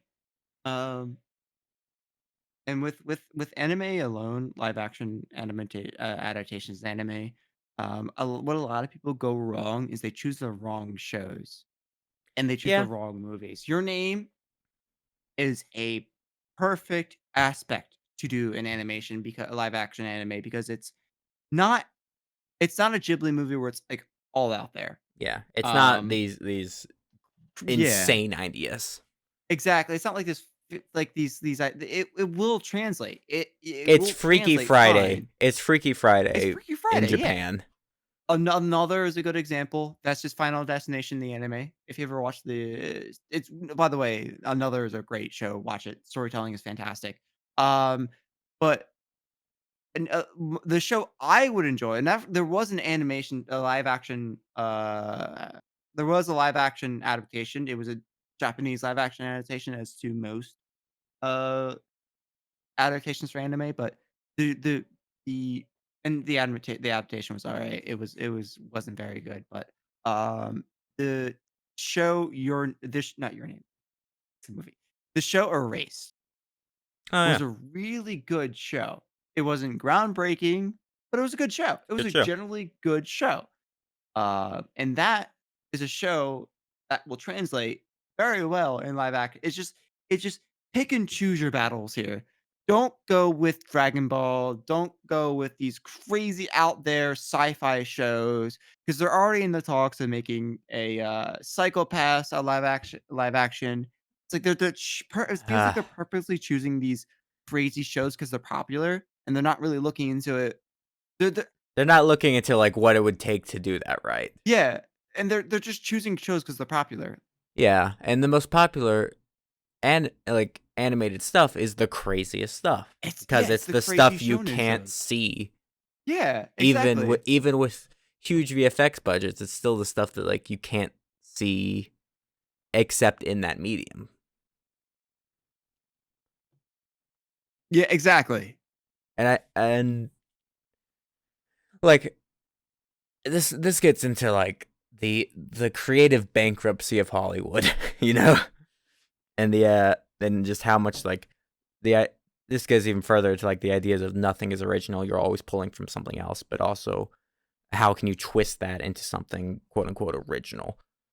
Uh, and I don't. I think we're starting. I think we're starting to see the beginning of the end for the reboot and rehash era for a bit. I'm gonna be willing to bet that within the next 10 years or so, uh, you can quote me on this, and I might be horrifically wrong. I think in the next 10-ish years, what you're gonna see is a huge rejection of the remake style stuff in favor for new ideas, or at least something like you can argue it's not original, but like the MCU, it was an adaptation of these comics, but it was technically something that like I was just gonna say that, I feel like we're gonna go I feel like you're kinda on the money. I feel like we might get another resurgence of remakes of older movies just mhm, because kinda like it is a part of people, like it's part of two things. Number 1, people running out of ideas. Number 2, fan direct fan people who are old enough to now make what mhm. their adaptation of the movie they wanted. Like they're what they wanted the movies to be. Um, but I do agree with like, the whole Marvel thing, and like that is like we're going to an age to where people said it's like an age of comic books. I don't think it's an age of comics because honestly, for how much comics are out there, there's not really that much diversity in publishers for them. No, Um, there's the big two, and then you have the indies, and yeah, you have like some in betweens like Boom and stuff like that, but like like, there's really not much to pull from. I mean, you could just pull from like there's still a lot of comics and a lot of characters. Um, but I think we're kind of going into the age of prequels, sequels, and okay, so you think we're in that? continuals. I I think we're starting to get to the point where everybody needs to make movies into almost like and miniseries almost. I could see that. I hope that like we'll because anytime something truly new and creative like comes out, like what comes to mind a few years ago was Baby Driver and how much that movie was like. Everyone loved that movie Yeah. because Oh, it was a fantastic it was a movie. standalone thing that was its own thing for a bit, or any Tarantino movie that comes out, or anytime a movie comes out that was clearly just like, this is it. Watch the movie, you're done. And that's the format I like a lot. Is because People I can get a new story every 2 hours. I think with movies nowadays, everybody's afraid to make them, and everybody's afraid to make a single standalone movie. Hmm. Because Well, a because lot of people when they make movies movies have gotten so expensive, like they stand to lose a lot of money. So I yeah. think they're just playing the safe bet. When in reality, what I would like to see happen is like a revival of the low budget movie that like something like that comes out like when Reservoir Dogs came out, and that movie cost like $1 million to make, and Yeah. it's one of the greatest movies. Deadpool's an amazing Deadpool was example of another that. example that It is was a fairly mm, cheap, super low budget not super, it was a fairly cheap, low budget movie, and it made low budget so for what it much more money. was. Exactly. Um, and then, well, I mean, I think what I think is gonna become a resurgence, and we're kinda already seeing it, and unfortunately for this past fortunately and unfortunately, this past year has been tough on everybody, Yeah, um, movies have especially been hit movies. hard. They've been hit the hardest. Thank you, Well, not Wall the Street. hardest. Thank you, Wall Street Mets. Yeah. For, They're hit do one you of the see that hardest. AMC got like it was a couple hundred Yeah, million dollars of debt lifted off of them because of yeah, that? yeah. So thank you, the Reddit, for saving the movie imagery. Um, what so what I see happening in the future, in the near future is I kind of alluded at this when I joked about like saying movies are gonna become the new miniseries. I generally think online shows, movies like WandaVision and stuff like that, if they really kick off, they're really gonna kick off. Like Mandalorian, think of Mandalorian, for example. That show's huge. Not the second season, because the second season happened during COVID. The first season alone, Mandalorian and also The Boys. They're these big, big shows that came out of nowhere. I would almost agree with what you're saying, but the problem with that is that those shows aren't making money right now. No, they do tend to lose more money than they make. Did you watch the Disney Investor Day? Yes. They're not projected to start making money off of Disney Plus for like 5 more years or something No. along those lines. Because it just No. costs that much to A, make these properties, and B, make a streaming service to host those properties. But they have the revenue to then the means to do it, and they make the money off the merchandise. Yeah, they do. Yeah, that's where they make the money from. So I think, I don't know, storytelling is always going to adapt. But and investors, they may also make the money off investors. Yeah, People that's who true. invest in this area. Yeah. all right, to move away from movies for a second to something equally as nerdy, comic books.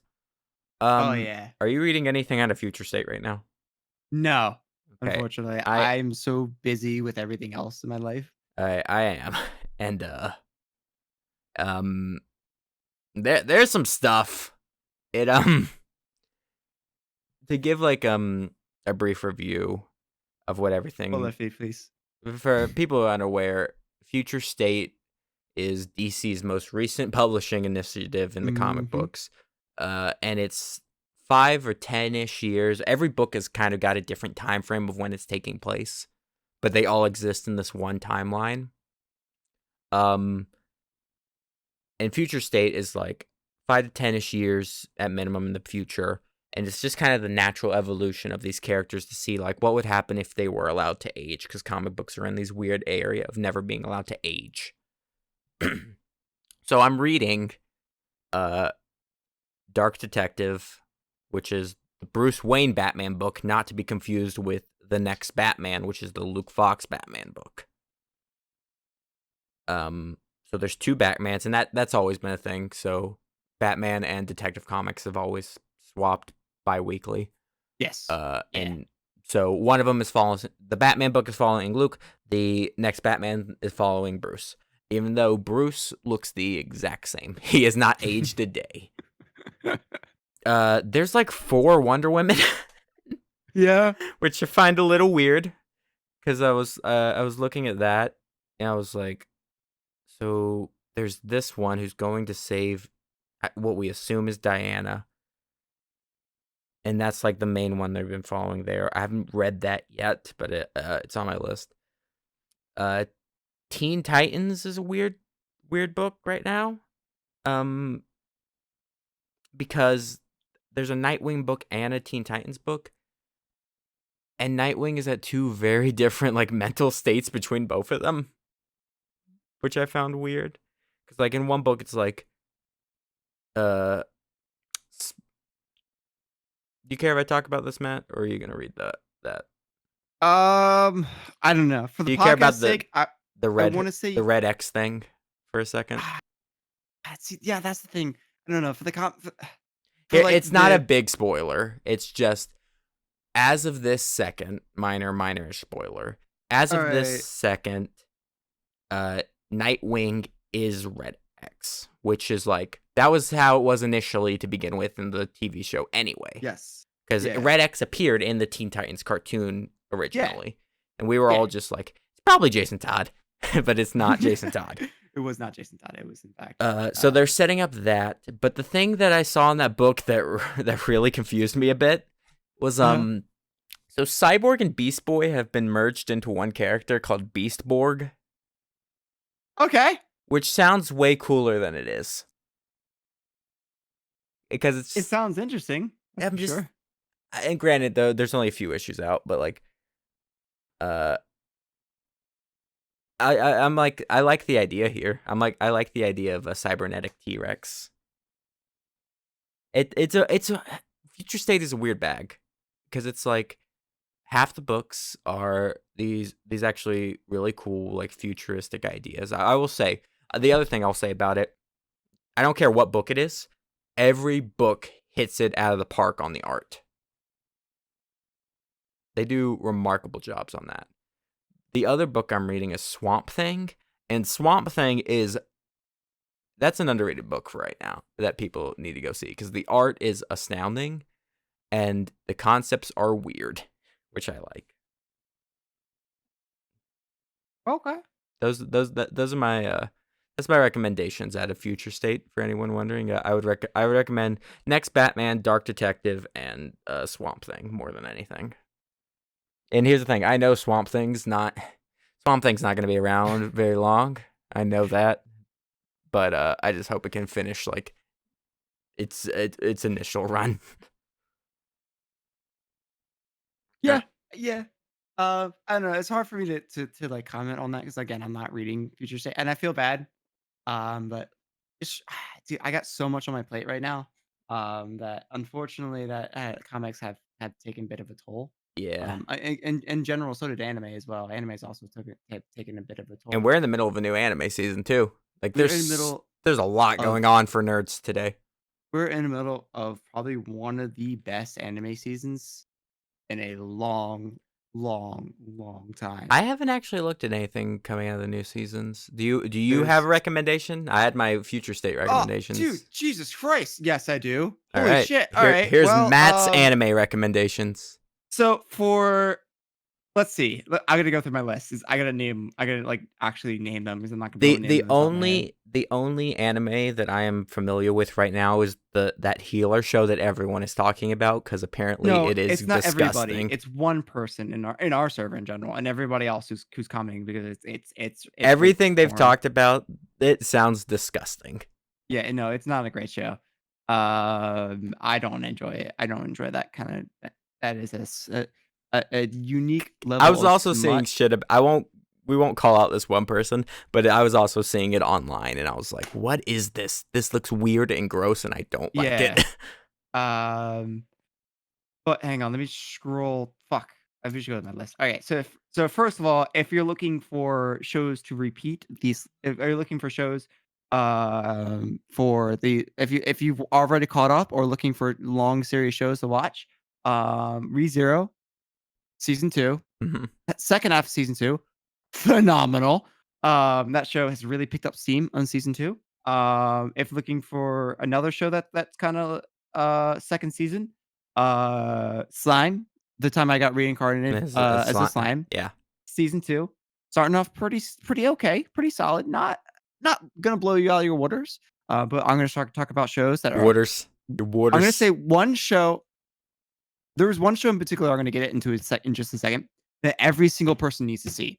It is It is one of I cried with the level of animation and beauties in this show, and it's just such an experience, I cannot explain it. I'm only gonna say the name and I can't even, like, go through a brief summary because it's not spoilers per se, but it's something I just think people need to It, experience. Just it's one of those it's an experience, it's not a show. I cannot is it one of those shows where it's like it's best to go in completely blind? 100%, 100%. Can you give us Absolutely. Can you give us a genre for it? Oh, I don't think any genre can really fit in it. Okay, Um, there you go. Genre. fantasy, real life, dude. It's hard to explain. All right, what's the It's name like of the a show? fantasy, real life, and everything in between. Oh, it's something you need to experience. It's like an acid trip, but in the best of ways. Um, so going back from the list, What was the Jujutsu name of Kaisen. what was the name of the show that you were talking about? Oh, we're gonna go into the name of the show that Okay. I was just talking about. It's called Wonder Egg. We'll go into it in a Okay. second. Jujutsu Kaisen. If you're looking for a shonen this year, and you guys were as big of a Bleach fan as I was, watch Jujutsu Kaisen. It is amazing. It's got amazing fight scenes. It's not gonna blow you out of the water, but the atmosphere is pretty great, What? and it's a good show. Um, if you're into harem shows, Quintessential Quintuplets is getting season 2. I find it okay. I don't think it's amazing. Well, considering how much other shows are out there that are really good this season, I do think Quintessential is pretty okay. I know a lot of people are gonna be like, "Oh yeah, Quintessential is fantastic. It's my love of no, uh, it's good. It's not gonna blow you out of the water good, but it's good. It's good. What else? What else is airing this season? There's so much. Let's see. Let's see. I'm just kind of going through my list right now of the shows I've been watching. So what? I'm a spider. It's an interesting show. I think it's definitely a taste. If you like weird shows that like kind of dive in the isekai aspect, but like change up a little bit. By the way, for people who don't know isekai, they are reincarnated in another world or traveled to another world. Um, Now I'm gonna go on Is the list of that shows is I'm that a second really enjoying. season of a thing? No, it's a first season. I feel like there was a show last season that did Slime. something like that. Slime did something. It's very similar to Slime, where No, it's there was all based something off this else. What was spider the, character. what was the show last year that came out that was like you die and then there's all the doorways or whatever and you fall into like a different world. And one of the characters ends up in like a feudal Japan era. Oh, I feel like I know what you're talking about, but I cannot remember the name. I can't remember the name either. Next show. Okay, so next show, I'm gonna go to the show I was talking about, and the show I was raving, and the show I really need everybody to watch. Wonder Egg. Wonder Egg Priority. Oh my god, is this show an experience? Oh my god, it's probably my favorite show this season. It is an experience. It is it is undescribable. Every episode is just so different from the first, from each other. It is an amazing show. I cannot recommend it enough. Wonder Egg Priority. Watch it. Just watch it. Don't look anything into it. Just put it in your queue. I don't care who you are. If you like it, if you like any kind of anime alone, just watch it. All What's it right. on? Another show. Uh, it is supposed kid from Last Dungeon Boonies. If you like comedy, lighthearted shows, this is gonna be your show. It doesn't deserve to be good as it is. It's a little kiddyish. It's definitely made for a younger audience. Um, doesn't mean it's not good. And a lot of kid shows tend to have one of the best comedies just because they kind of fit like a wide spectrum. Um, it is funny. It's good. It gives you the power fantasy that you need from any kind of shonen shows. Um, the whole aspect of the main character, to give you guys a little bit of rundown, it's not really spoiler. It's the first episode. The main character wants to be this big hero. He comes from a distant land where he's sheltered most of his life. Sounds pretty generic, right? Except for he's incredibly overpowered, but he doesn't know it. And the whole joke, it's kinda like the One Punch Man, except for, Saitama knows that he's got this incredible power. Hmm. This character is Doesn't know. so blissfully dumb to his own power, and he's so apologetic about everything. He's like, "Oh, I'm so sorry, I'm so weak. Oh, I'm so sorry, I'm so weak," and he literally kills everything. It is fantastic. It's just I can't describe how funny it is. Just like it's that whole, aspect of him, So really sells the show. the egg show that you were talking that everyone should go Yes, watch. Wonder Egg. Where Yes. can people is it I on th Wo Wonder Egg right now, I think the only place you can find it is on Funimation. I believe it's on Hulu as okay. well. Don't quote me on that, but I know if you're, watching it legally like I do, I subscribe to every Watch single. your shows legally. Yeah, That's a huge um, problem in the anime it community. really is. I hate pirating stuff. I just I I wanna support everything as much as I can, even if it's a little support. Anyway, yeah. Funimation, you can watch it. Another show, kinda like Wonder Egg, other side, Picnic. It's if you like horror, out of body, out of it's kinda like you know what? It's a little bit of Lovecraftian horror, to where it's the fear of the unknown. Uh-huh. So if you guys like that, that is Other Side Picnic is really good. It's also really good isolation horror too. It really focuses on the 2 characters. 99% of the time, those 2 characters are the only characters on the screen. I would say no, I would say 96% of the time, those characters are the only characters on screen. And then they're reacting to mostly invisible things or monsters, and it's really good at isolation. and just general horror. So if you want a good horror show, watch that. Um, what else is out? Dude, I cannot tell you how many There's good a lot shows of there good are this shows season. out. I think that's. I think the I last think we show filled people's. Oh, you got one more? we did. I want to talk about one more show before I go. I know you're trying to like get me off. This is my last show. Um, if you guys want an isekai, it's just a good general power fantasy isekai. Watch Jobless Reincarnation. If you guys know anything about isekai, it's your generic isekai, but the storytelling is really fantastic in it. That's the last show I'll end on. Again, shows that watch Wander Egg, Boonies, and ReZero. If you're all caught up on ReZero, I think those are the three shows that you really want to focus on. And also, Um, watch WandaVision with our commentaries to them. watch WandaVision. With our commentaries. It's Yeah, I'm gonna be real. commentaries. The best way to watch that show might be to watch it without us and then watch it again with the commentary. Yeah. Because that especially like the third episode that we did with we were all way too hyper, I noticed. And it wasn't until after like it wasn't as bad as I thought it was actually. But then we did that episode where it was just me and Jake, and we had almost the opposite issue where there was a lot more silence than any other point. Any other? You feel dead air, Matt, is what I'm getting at. Thank you. I pride myself for being sometimes a little too. Not pride myself. I embarrass myself for being a little too talkative sometimes. You're fine. You're fun. You're fun to talk to. And Listen, I get passionate projects and I get passionate things. One of the things everybody now knows about me in this podcast is how passionate I get about anime. you're hyper. I think that's the biggest thing that me and you have in common is that we are hyper about nerdy thing, or that we are what's the word you just used? My brain. Aesthetic? No, before that. Dedicated. You are Passionate? passionate. That's the word. We are passionate about storytelling and stories and movies and comic books and TV shows, and I think it is truly like one of the greatest art forms is just the cinema or the storytelling in general. Agreed. All right. Well, we're about an hour and 40 minutes in. Is there anything else you want to talk about before we wrap up? I feel like we actually one thing I didn't get to talk about as much is video game industry. Hey, I don't really know what there's much to talk about except for in Cyber general. Cyberpunk's Cyberpunk. out. That's been out for a Cyberpunk is couple out. months, and it's getting better. It's getting there.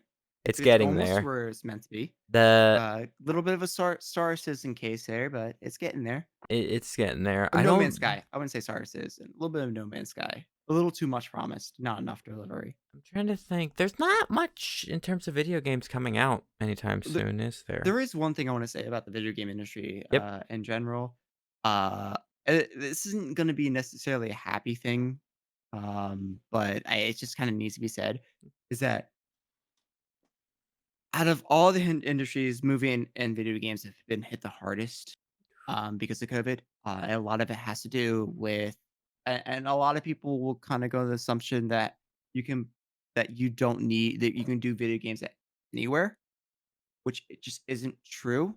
A lot of video games The actually require a lot of teamwork. the production pipeline has been hit extremely Production hard. pipeline has been hit really Sales, hard. I would imagine, are actually probably for older stuff is probably for stuff that was already out. It's probably That's the funny thing, and not just older stuff in general.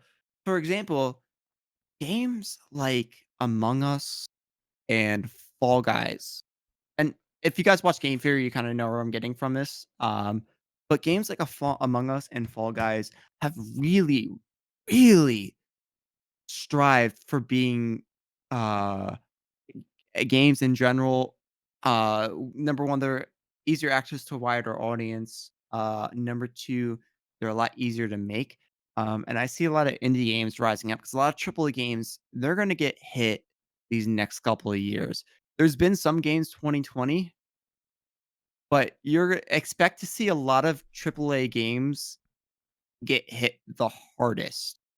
We're not going to see, we're going to get maybe 5 or 6 major releases every year now. instead of our normal like 10 or 12. There was a period there where there was a AAA coming out like every other week, Yeah, and I there was was. It in was my it was it was a little rough.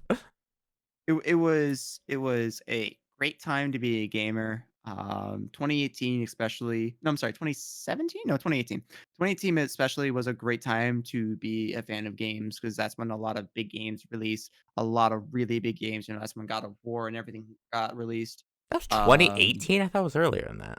it may have been 2017. I'm Was pretty it sure it's not a 2018. launch title for the PS4? What? God of War? No. It God of War wasn't. 4? No, God no. God of War 4 was like one of the last or like one of the older generation games. I'm pretty sure it was 2018. It may have been 2017. It was around that time frame. For the Um, PS4 is what I was yeah, saying. PS4. Really? Okay. Yeah, PS4 came out in 2013. Okay. No, never mind. Never mind. All right. Ugh. Never mind. I'm just old. Oh, you want to talk about old, dude? I was there. Oh, dude, the PS4 is in my first. I was there. I was a PS1 kid. Yeah. I've always been further on the Nintendo side, to be honest. Uh, I was Even also though a even though they hate the N64 kid as community, they well. hate us all. Dude, that's something I don't want to get into. Well, that's a whole That's podcast, a I whole think. podcast. The That's a fact that whole podcast. Nintendo's been systematically giving their fans the middle finger for the past 10 years. Why? Why? Why? You have all these great titles, and yet you release them very. It's methodical. They give us they mess us over, right? Because Nintendo hates money. I think we both established that Nintendo hates money. They fuck us over, right? And then they give us a treat every once in a while, but they'll charge us full price for that treat. Nintendo, we talked about how the fact Nintendo will never, their games never go on sale. Oh, They are no, never. retail forever. They are that price for a long period of time. I think what a lot of Wii titles or like a lot of the major Wii titles are still like $30 and over. Yeah. It's disgusting. That's retail price. The- Seriously, dude, go to your local GameStop. Grab Super Mario Galaxy. Dude, it's gonna be $35. Dude or do that. Dude, I It's remember trying to find Xenoblade when I first discovered the game. I was like, I've got to play this, and I remember going. It was $70 at the time. oh god, yeah. And granted, that game's kind of annoying to find, but it's also like it's still that was still a little bit after it had come out, and it was ridiculous. It's crazy. It's crazy. Or Uh, Kid go Icarus grab. Uprising on 3DS was also like extremely high price. Yeah, I mean, the 3DS is a little bit of an exception. Most 3DS games are like $40 and under because Yeah. they're not expensive games. 3DS is a good kind of like middle ground for everybody. But go look at any Wii and Wii U games and any of the first party Nintendo games. You'll be surprised how expensive they are. Mhm. All Switch games are going to be all major. You're gonna unless you're shopping on Amazon or whatever. You're gonna hard pressed to find a game that's under $60 and a mainline Nintendo game, Switch game is under $60. You might They get 55. I've you seen might that. get 55 or 50. You'll get lucky on 50 because I know a lot of If Amazon it's a games. 5-year-old game, 50, 55. Mario games are relatively cheap right now. No one knows why, but you'll probably find like a Mario game around that price. You're not gonna find a Breath of the Wild No way. under No 50 way. unless it's used. Ugh. No way, I dude. would say even used, you're still gonna be paying about that much. Yeah. It's Uh, it's weird. Nintendo's always been the outlier. You can never judge anything industry wise based on what Nintendo is doing. yeah. And sometimes they do like legitimately scummy things. Like I think the whole takedowns with the with or the The ROMs shutdowns with or the the shutdowns. the ROMs thing is another thing, but I was talking about them shutting down Smash and Splatoon tournaments. Oh I think it was yeah. so clearly like a like these people love your game, let them love the game. Yeah. Or Oh, if you dude. want to talk about the ROMs thing, it's like, yeah, ROMs. I said about how much I hate pirating, but there are some games that are physically impossible to play Or without I don't ROMs. I wouldn't say ROMs. I would say Nintendo's takedown for fan games more though Fan than games ROMs. is also listen, if you underestimate how important fan games can be sometimes, remember Mother 3 has never been released in the US. Nope. The only English translation of that game, or I think one of them, I think there might have been a European translation, but the only American translation of the game in English was a fan's translation of the game. That was the only way Americans could play Mother 3 for the longest time. Or Here's another fan game that's gonna blow everybody's mind who doesn't know this already, who's not like already in the video game industry but knows esports. One of the biggest titles, the second probably I want to say the second biggest esports title next to League of Legends. Nothing beats League of Legends as the biggest esports title. The second biggest esports title is a first person shooter called Counter Strike. yeah. Most people don't know this, but Counter Strike started off as a fan mod from Half Life, the original Half Life. Oh yeah, I forgot about It was a that. fan mod that became its own title. So did Team Fortress 2. There's What an else? importance to having a good community around your stuff because it just Yeah, perpetuates creativity and it's the snowball of amazing stuff that people can make. Uh, it and sparks other thing. Oh, uh, Player Unknown Battlegrounds, PUBG. No, not PUBG. It was fuck, what was the fan made game from Arma that became super popular? Oh, DayZ. DayZ became super popular. It was a fan game from Arma, the uh, Arma series. to tackle the ROMs thing, like what I was saying earlier, was like there was a period where Scott Pilgrim versus the World, the game, that game uh was in rights limbo, and you literally could not play it Yeah, for about a decade. From yeah. for PS, unless you had a PS3 that had the game installed, you could not play the game, and Final Fantasy VII. it just got re-released. Final Fantasy VII was also in hell for a little while It back in it like the mid 2000s. it was crazy, and It was so crazy. yes, I get that. Like, I You get gotta protect your you have IP. you have to protect your IP, but you don't have to spit in the face of the people who just want to play your game. Yeah. Um, Make it easier. Licensing can be tricky sometimes. I totally get that.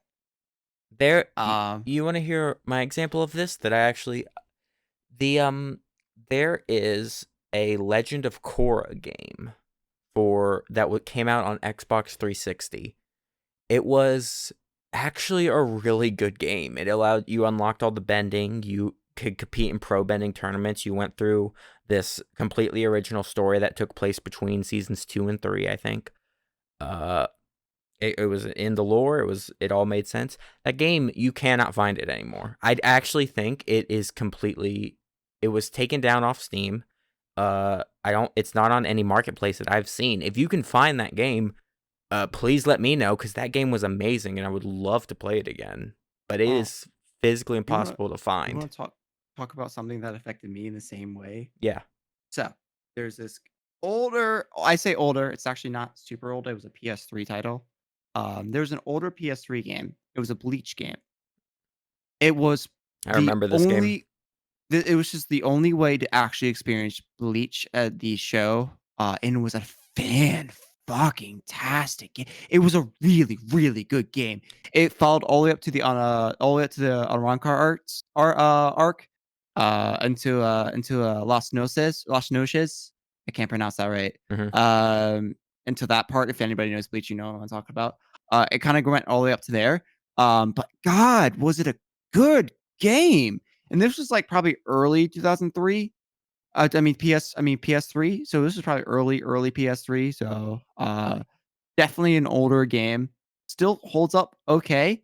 But like it was a really good game. You cannot find that game anywhere. And it wasn't just like a Japanese release. It had an American release.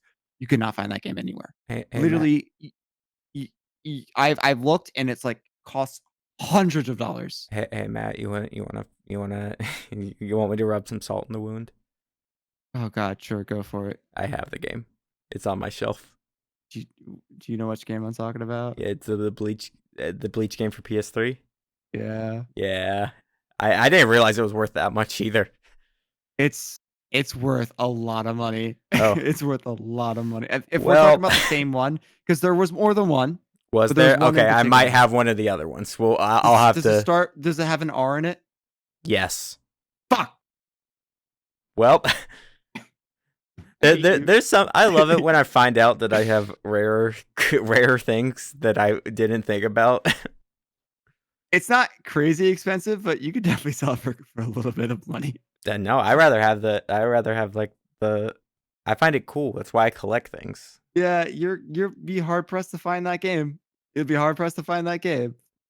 I don't know why they didn't release it afterwards. Or like, I guess they stopped releasing it halfway through, and like the only way you can find it was used. Back when like it was relatively new. Hmm. But I do know they had like a weird releasing. I guess it was a licensing issue with the company. So I think Bandai. I think it was Bandai Namco It that was. released it. Yeah, yeah. It was a major publisher. It just I guess licensing issue happened and they had to That's like happened a kind of like couple. take it off shelves. I know that's happened a couple times with Namco. It's also happened a lot with Capcom because especially with Marvel vs. Capcom. Capcom's just kind of famous about that though. Yeah. Um, I don't know. Capcom's been kind of nailing it out of the park with the Resident Evil stuff, but like that's kind of all they got going from them nowadays. Yep. The internet exploded about Resident Evil a few weeks ago. Oh, it did. I'm excited. I'm Although, excited for Resident Evil. It's I find it hilarious to watch the internet's reaction to a giant woman. Resident Evil 2, yeah, You fucking delinquents. Resident Evil 2, the recent Resident Evil 2, probably one of my most favorite recent games. Uh, because it's just in general, that game was amazing. If you played the recent Resident Evil 2, the remake of it, oh my god, is it so fun? I played that game more times than I can count.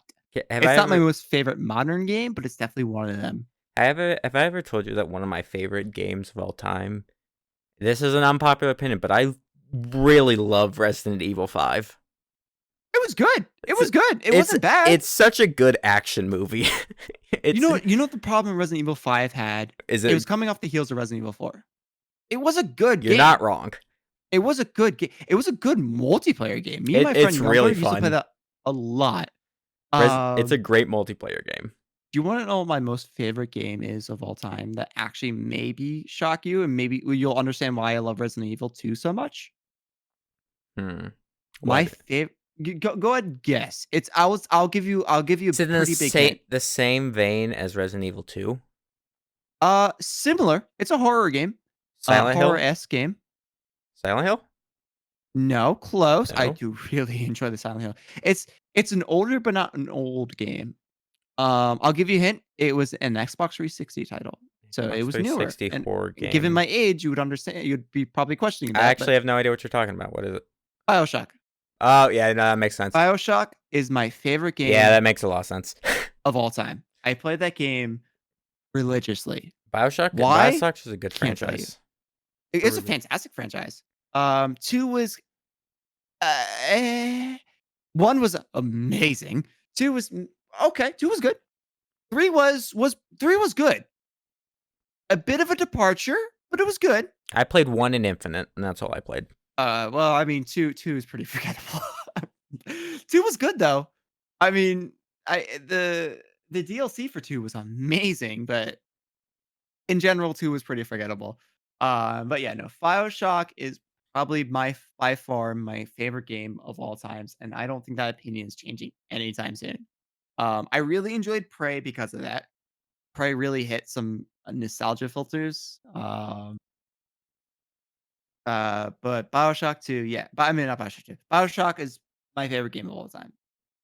I can't tell you why, because I do not know.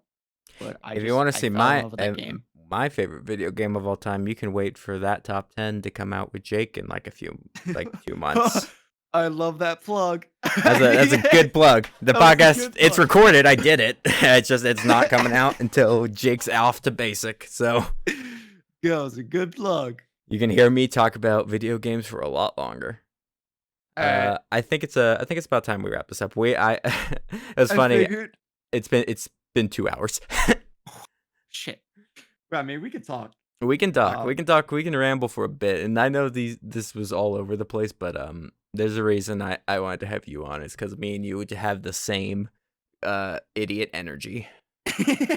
We are the definition of chaotic neutral.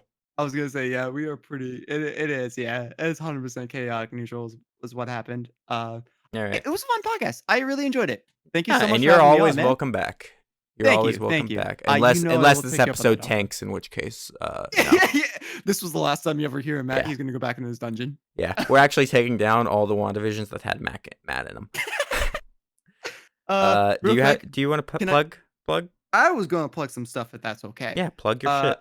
check out Metro. Follow me on twitch.tv/Metro Live. Metro Squad Live, all spelled out. So Metro Squad Live. Also follow me on twitch.tv/Matica. Matica is Mattica.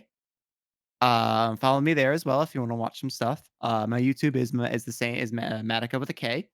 So yeah, check me out there. All right. All And right. if you want to see more Matt here, you can see him on the WandaVision commentaries, or probably on this podcast again in the future. Probably other commentaries too, because me and you watch a lot of movies. We do watch. And if you couldn't tell by the past 2 hours of talking about them, We also been talking about doing a comic book podcast at some point. we should do that. We should do But that. I've got too many projects. I do too many podcasts as it is. That's fair. That's fair. Let's see how long I can keep this one going. True, All right. True. It's been great having me. Yeah. It's been great having me, hasn't it, Johnny? Yes, it has. What I meant to say, it's been great being on the podcast. I don't know where having came from, but it's great being on. It's been great having a podcast. I agree. Yeah. All right. I'll see you guys later. I did your sign out for you. I'm sorry. Go ahead. No, you're I've fine. been slowly Well, accidentally here's the taking thing about over. the podcast. It doesn't have a sign off. I fade out.